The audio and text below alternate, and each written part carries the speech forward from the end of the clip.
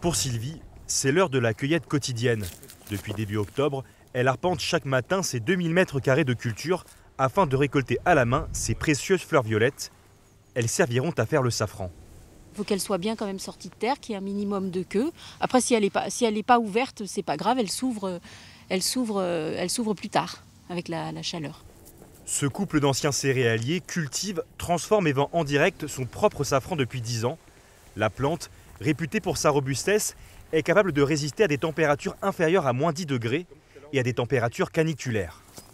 On la trouve dans des pays chauds, on la trouve aussi en montagne, par exemple même en France, dans les Alpes de Haute-Provence, et on en trouve en plaine, comme chez nous.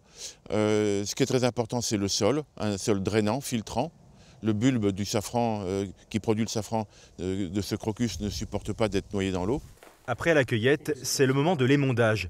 Chacun de ces pistilles rouges est retiré manuellement du reste de la fleur avant d'être stocké, vendu ou transformé.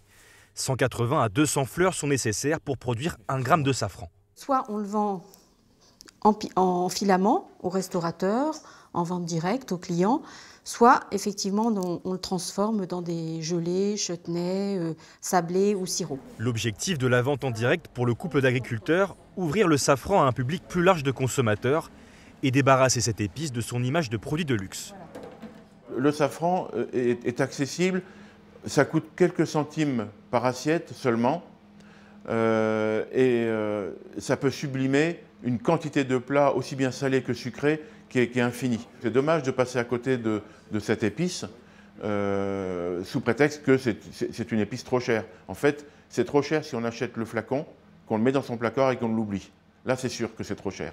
Malgré les efforts des cultivateurs pour démocratiser le safran, la culture de l'épice reste encore très confidentielle en France. Dans le Cher, ils sont moins d'une dizaine à le cultiver.